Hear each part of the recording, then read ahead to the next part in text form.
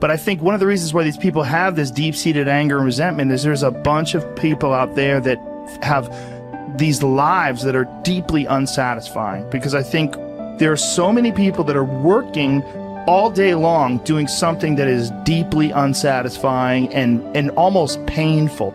Yeah, it's soul killing. Soul killing. Yeah. They're stuck in traffic all day, and then they're stuck in a cubicle after that. They relish the time to take a shit in the bathroom and look at their phone. I mean, they literally do that. That's a highlight of someone's day. They get in traffic on the way home. They get home after that, they're watching television, and they're... You ever notice that some people seem to want to hang on to stuff that is bothering them? They're forever talking about it. They don't want to let it go. They've had a failure at something and it's grown. They can't get over it. They just can't get over it. Or somebody said something nasty to them. They don't want to let it go. Do you know what we should do? We should ask ourselves, everything that happens, is this serving you? Is this serving you? And if it's not serving you, get rid of it. You don't want anything in your life that's not serving you, that's not causing you to grow, that's not adding to the quality of your life. I don't care what it is.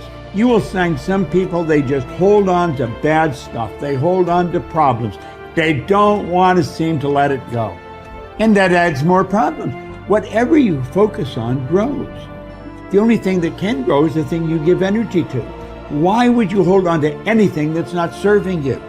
How bad does it have to get? I mean, to what denominator, to what lowest level do you have to reach before people really make up their mind to change? My message is, why wait? I mean, when you're feeling so altered emotionally, you feel so bad, that's the moment you could actually see yourself for the first time, because you're not answering your cell phone, you're not responding to all your texts, you're not watching TV, you're not going out to dinners, you're not calling people back.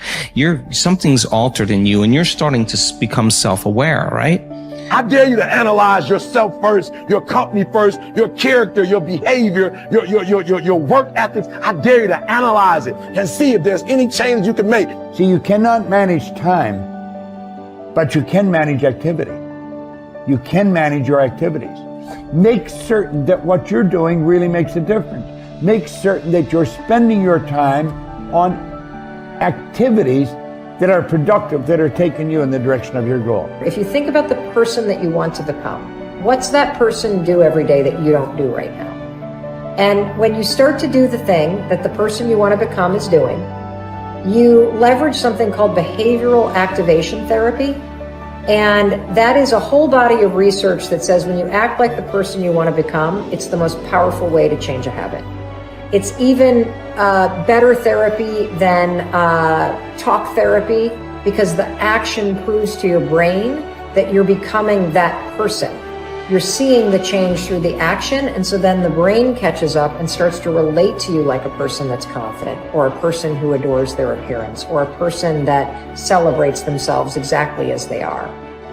Before you start the day, ask yourself, how do I want to think today? How do I want to feel? How do I want to behave? I mean, what would greatness look like? What would love look like today? What could I do that would be really cool for me at the end of the day? Say, wow, so I had a good day today. What would make me feel that way? And if you can't find an answer to that, start reading. Who reads anymore? Read a book. I read so many books a week. I know, I'm that way too. So read something about, you want to be wealthy? Read a book about someone who became wealthy, and get real and realize they may have failed 50 times before they actually pulled it off. Or what were their characteristics? What were their traits? What made them? It wasn't about their wealth. It was about who they became. That's the key, right? So fill your brain with a little knowledge, and then just start asking yourself, what's the greatest expression of myself that I can be today? And rehearse it. Rehearse how you're going to be. And then if it leads to a different choice, that's the unknown. Mm-hmm. And just know that it's not going to be predictable. It's going to be a little uncomfortable. That's where the magic happens. If you can stay relaxed and awake in the unknown, things get pretty exciting. When you're back to the known, you're back to the familiar. Don't expect anything to change in your life. And if you say it's that person or that circumstance, you defaulted and went back to the program of the victim, allowing your outer environment controlling your thoughts and feelings. If you truly do this well, This is what I discovered. If I truly feel the feelings of my future before they occur, and I live in that state, I'm no longer looking for it to happen. How could I look for it if I feel like it already has, right? So I try to stay in that state, because then I'm not separate from it. And that tends to be when the magic happens. There's no control anymore. There's no predicting. There's no perfectionism. There's none of. All there is just kind of an experiment. Like, I'm experimenting to see if I changed my thoughts and feelings, if my life will change. And that should be the experiment everybody has. And do it with curiosity, and do it with just seeing if the experiment works. If it doesn't, change something else about yourself until it starts to work. Deciding who are we going to be. You know, we shouldn't hope to end up one day a magnificent, strong, beautiful, capable, kind, loving person.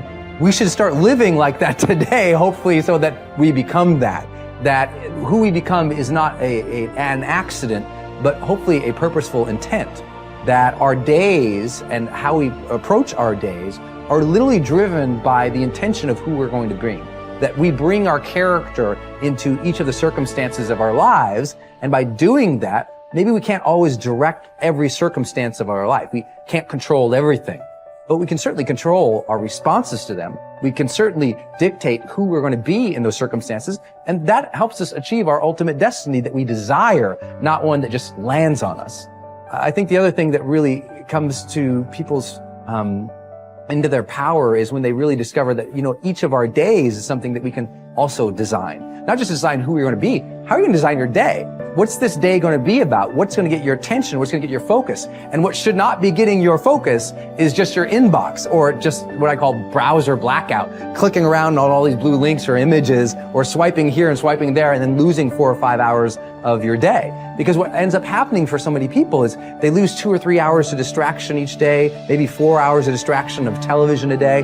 And over the course of their lives, now a decade is gone of opportunity, a decade of missed opportunities to connect with your family, to achieve your dreams, to work a little harder, to contribute that thing you always contribute, to learn that skill that you wanted to learn.